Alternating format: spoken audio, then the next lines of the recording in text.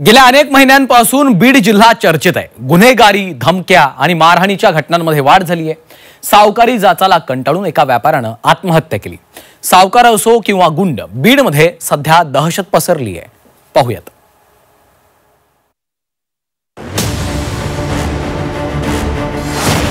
सावकारी जाचाला कंटाळून व्यापाऱ्याची आत्महत्या।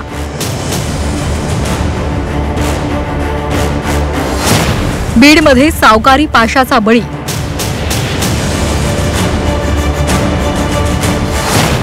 व्यापाऱ्याची पोलीस अधीक्षकांच्या नावे चिठ्ठी। गेल्या काही दिवसांपासून गुन्हेगारीचं केंद्र बनलेला बीड जिल्हा पुन्हा हादरलाय। सावकारी जाचाला कंटाळून एका व्यापाऱ्यानं आत्महत्या केली आहे। संजय कांकरिया हे पाटोदातले व्यापारी होते। आर्थिक विवंचनेमुळे त्यांनी खासगी सावकारांकडून कर्ज घेतलं। कांकरिया यांनी कर्जाची 6 पट रक्कम फेडली, मात्र सावकारांची नजर त्यांच्या जमिनीवर होती। आणखी पैसे द्या असा तगादा सावकारांनी कांकरिया यांच्याकडे लावला। इतक्यावर ते थांबले नाहीत। व्यापारी कांकरिया यांना सावकारांनी थेट धमकी द्यायला सुरुवात केली। पैसे दिले नाहीत तर चटके देऊन तुझ्यासह तुझ्या कुटुंबाला संपवू अशी धमकी दिली। हा वाढता जाच आणि धमक्या सहन न झाल्यामुळे त्यातून मुक्त होण्यासाठी कांकरिया यांनी अखेर जीवन संपवलं। मात्र त्याआधी त्यांनी थेट पोलीस अधीक्षक नवनीत कौवत यांना चिठ्ठी लिहिली। यात जाच करणाऱ्या सावकारांची नावं लिहिली। फक्त बोलले मला की माझ्या गाडीच्या डिकीत एक मी वही लिहून ठेवली आहे, ती फक्त पोलिसांना दे, मला एवढं बोलले आणि त्यांनी माझा फोन कट केला। ज्या लोकांची नावं आहेत त्यांना त्यांनी 6 पट पैसे दिलेत असं लिहिलेलं होतं। 5 पटीनं पैसे दिलेत तरी देखील ते मला पैसे मागतायत आणि मला चटके देऊन मारण्याची धमकी करतायत। तरी ती जी चिठ्ठी त्यांनी जी लिहिलेली होती ती माननीय SP साहेबांच्या नावाने लिहिलेली आहे। पुण्याचा कुख्यात गुंड निलेश घायवळ आणि त्याचा साथीदार अमृत भोसले या दोघांकडून कांकरिया यांनी व्याजाने पैसे घेतले होते।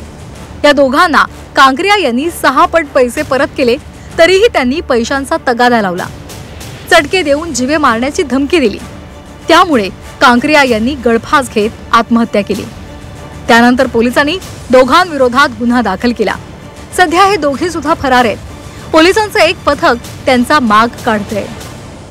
एक पथक आपलं कार्यरत आहे आणि आरोपी 2 आहेत। दोन्हीच्या दोन्ही फरार आहेत, त्यांचे मोबाईल वगैरे बंद आहेत। तर आरोपीची नाव पण आपल्या समोर आलेली आहेत।